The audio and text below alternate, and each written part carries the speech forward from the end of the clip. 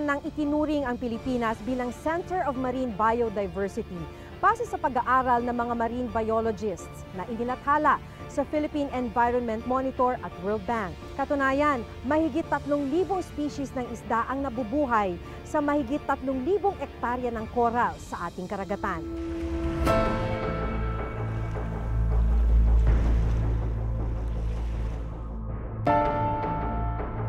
Pero nakababahala sa kabila ng natatanging yaman ng ating mga karagatan ay tila patuloy naman ang pagkasira ng mga ito.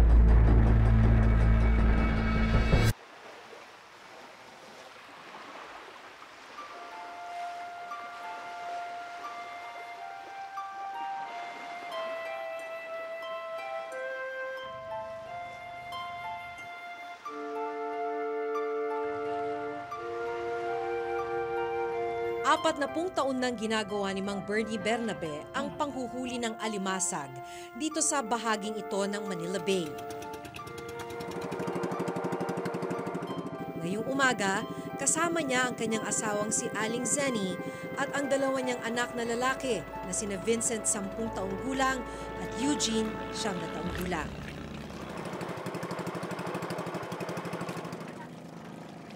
Pagtigil ng bangka, kaagad iniangat ni Eugene ang kanilang lambat at sinimulan itong hilahin. Silang dalawa ang panganay na lalaki sa 9 na magkakapatid. Kaya naman sila ang sumasama sa dagat para kumita ng pera. Pag wala po kaming ulam, magutom yung kapatid ko. Tapos dahil marami kami, pag gutom na gutom sila, hindi sila nakakain. Si Mang Bernie ang nagkokontrol sa bangka para manatili ito sa pwesto. Si Aling Zenny naman ang naglilimas ng mga tubig na napupunta sa bangka habang nagsasalita ng magkapatid sa paghila sa kanilang lambat. Naawa. Kaya nga sabi ko sa kanila, pumili sila ng yung mag-aral o gugustuhin nilang maghanap buhay sa ganito, yung bangka. Sagot nila, okay lang daw pagka tutulong lang daw sila sa papa niya. Habang iniaangat ng magkapatid ang lambat, kapansin-pansing, hindi lang alimasag ang nakasabit dito. May mga basura ring nakukuha mula sa lambat. Karamihan sa mga basura ay mga plastik. Mahirap pong kumubra, mabigat yung lambat pag may basura. Pag lumalakas yung hangin tsaka yung bagyo, lumalakas yung alon, tinatangay pa yung mga dumi.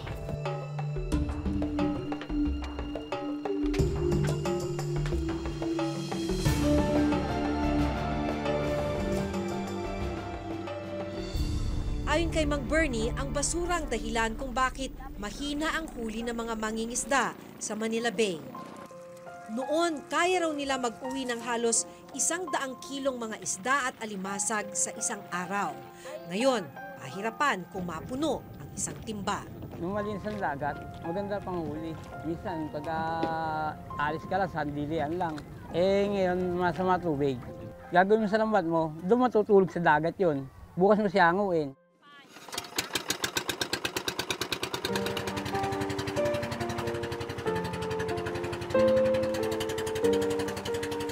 Pagdating sa Pampang, 4-5. Ang mga 400, yan. Lugi. Ito ang lahat ng nakuha sa lambat. Basura. Isang area lang? Oo.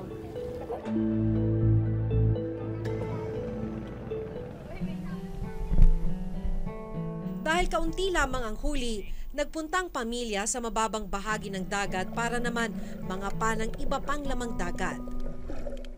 Gamit ang maliit na net, sinasalop ni Mang Bernie ang buhangin sa ilalim ng dagat. Si Vincent at Eugene, mano-mano naman kung mangapa. Nahirapan po kasi papa ko eh. Sa dagat. Pag-uwi niya, lagi siyang malungkot. Pag-uwi niya kasi pag napagod siya. Ayaw ko pong makita ng tatay kung napapagod, kaya po tinutulungan ko siya.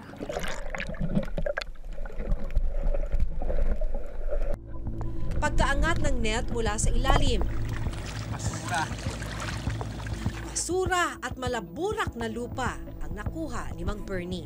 Pero sa gitna ng malaburak na putik na ito, nakakakuha ng kabya, isang uri ng shellfish. Mahal daw ito kung may bebenta. Pero dahil mas marami ang basura at putik, pahirapan ang paghahanap ng mga kabya ngayon. Bukod sa overfishing, basura ang isa pa sa itinuturing na dahilan ng mga mangingisda na katulad ni Mang Bernie, kaya kumonti na ang kanilang huli. Mula sa himpapawid, makikitang halos matakpan na ng basura ang pampang ng Barangay Tanza, Navotas City kung nasan sila. Mga basurang hindi magtatagal ay mapupunta sa Manila Bay. Mula naman sa ilalim ng tubig, madilim at wala na halos makita dahil sa dumi ng tubig. Pero saan nga ba nanggagaling ang mga basura bago ito nakakarating sa ating karagatan?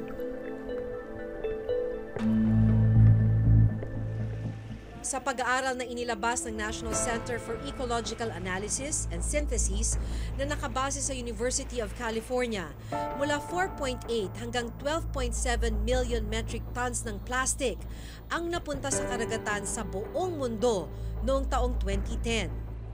Katumbas yan ng halos 900,000 hanggang 2.3 milyong truck ng basura. Base pa rin sa pag-aaral, Pilipinas ang pangatlo sa listahan ng mga bansang may pinakamaraming plastic na basura na pumapasok sa ating karagatan.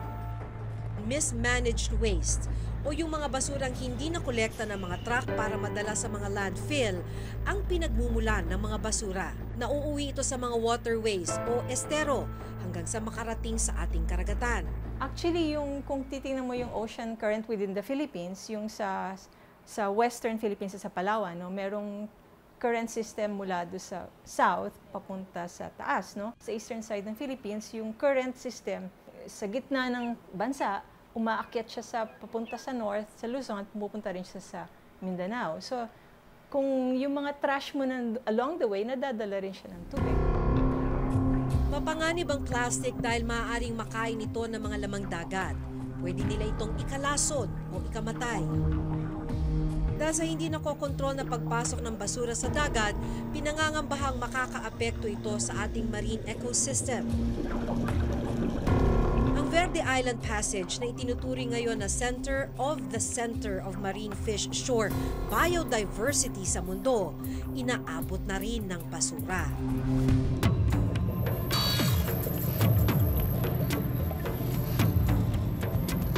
Physically, it can smother corals. Other marine life can get trapped in it. Turtles can mistake plastic bags as their food source, which is jellyfish. So imagine if you ate a plastic bag, what that would do to your insides. So as plastic breaks down from the light, it breaks into smaller and smaller pieces, but it never really goes away.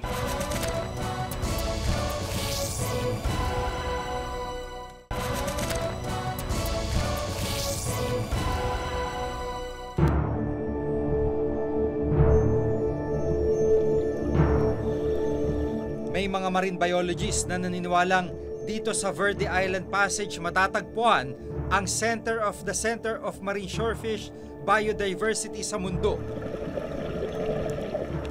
Aabot sa 1.14 million hectares ang passage na napapalibutan ng mga probinsya ng Batangas, Occidental at Oriental Mindoro, Romblon at Marinduque. Sa pag-aaral na ginawa ng mga American biologists sa Verde Island Passage yung taong 2005, nakapagtala ng 1,736 na marine species sa bawat 10 kilometro kwadrado, pinakamaraming naitala sa isang lugar. Tinalo nito ang Palau Bintan sa Indonesia na may hawak ng titulo bilang Center of the World's Coral Triangle. Pinuntahan namin ang ilang bahagi ng Verde Island Passage. Dagsa na rin ang mga turista na nagda-dive sa lugar. Bukod sa mga turista, abot sa 7 milyong mga residente ang naninirahan sa mga probinsyang nakapalibot sa passage. At kung may mga tao, tsak may basura. Ito rin ang itinuturong rason ng grupong The Reef World Foundation, isang non-government organization mula sa United Kingdom. Mula 2012, sumisisid na sila sa Verde Island Passage para pag-aralan at para na rin pulutin ang mga basura na nasa ilalim. Diapers, bote ng alak, mga lata at maraming uri ng mga produktong plastic ang nakukuha nila mula sa passage. Mga basurang may masamang epekto raw sa marine ecosystem. Physically, it can smother corals. Other marine life can get trapped in it. Turtles can mistake plastic bags as their food source, which is jellyfish. So as plastic breaks down from the light, it breaks into smaller and smaller pieces, but it never really goes away. Makulay at masagana pa rin hanggang ngayon ang buhay sa ilalim ng passage. Sa aming pagsisid, hindi ka maubusan na makikita, lalo na ng iba't ibang uri ng corals. At kung lalakbayin ang ilalim ng Verde Island Passage, ay sasalubungin ka ng libu-libong makukulay na maliliit at malalaking grupo ng isda. Marami rin kaming nakitang pawikan sa lugar. Malaga ang Verde Island Passage dahil ayon sa pag-aaral ng Conservation International, matatagpuan rito mga critically endangered species, kabilang na ang ilang uri ng pawikan. Verde Island Passage, which is right next to Puerto Galera, is one of the most biodiverse areas. It's important to protect it for the ecosystem services that it provides. Food security for the local communities, coastal protection. Katatapos lang ng high tide nang marating namin ang mismong Isla Verde. Sa dagat makikitaan na ng ilang mga basura katulad ng plastic. Sa Pampang naman, marami-rami ring basura na ayon sa mga residente ay madalas na rin mangyari kapag nagkakaroon ng high tide. Basura tulad ng mga tsinelas, bote, plastic bottles at styrofoam. Iba'y dala ng dagat, galing Mindoro, galing dyan sa ibang barangay. Dito po ang dagsa talaga sa amin. I think the trash is coming from a lot of different areas. Some of it will be coming from the local communities surrounding the Verde Island Passage, but I think there's a very distinct possibility that it's coming from bigger metropolises like Manila or Batangas City. Naniniwala ang The Reef World Foundation na kung hindi may sasaayos ang ating pagtatapon ng basura, mas magiging malala ang epekto nito sa ating marine ecosystem. At kung magpapatuloy ang problema sa basura, hindi malayong mas maraming basura pang makukuha mula sa ilalim ng Verde Island Passage. Sa taong 2025, inaasahang dodoble ang papasok sa dagat kung magpapatuloy ang maling paraan ng pagtatapon ng basura. Mas malaki ang tsansa na makasira sa yamang dagat katulad ng Verde Island Passage. Naglabas ng Executive Order 578 noong 2006 si dating Pangulong Gloria Macapagal Arroyo para magtalaga ng task force na poprotekta sa Verde Island Passage.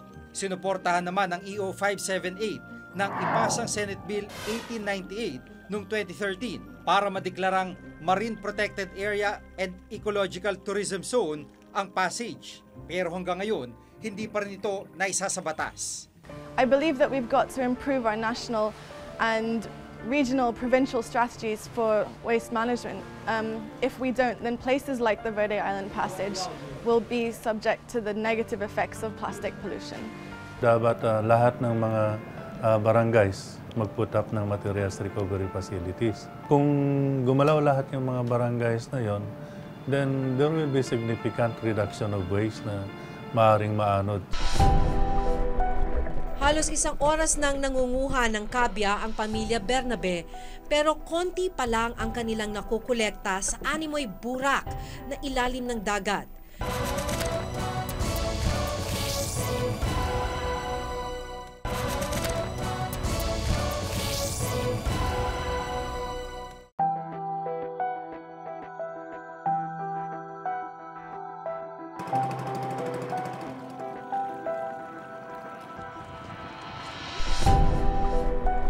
Halos isang oras nang nangunguha ng kabya ang pamilya Bernabe, pero konti pa lang ang kanilang nakukolekta sa animoy burak na ilalim ng dagat.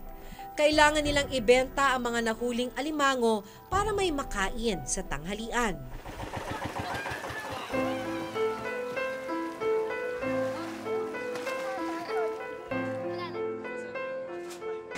magkano nyo nabenta? 321. Saan nyo po gagamitin yung pera? Ang bili uli ng gasolina para makalabas. Bigas lamang ang nabili ni Aling Zenny sa 100 pesos. Kaya naman ang nakuhang mga kabya na lang ang kanilang inulam para sa tanghalian. Pinaglinis na Kung may masamang epekto sa mga isda at iba pang hayop sa dagat ang basura, paano pa kaya sa atin na kumakain ng mga lamang dagat na ito? Tao ang nasa pinakaitaas ng food chain. Tayo ang huling nakakakuha ng mga sustansya mula sa ating mga kinakain. Dito sa Pilipinas, halos 80% sa atin ay kumukuha ng makakain mula sa dagat araw-araw. At kung kasamang lumalangoy ng mga isda, mga basura, hindi malayong nakain mo na rin ang mga basurang basta mo na lang itinapon. Hanggang sa susunod na Huwebes, ako po si Maki Pulido. Ako si Jiggy Manicad at ito nakatala sa aming Reporter's Notebook.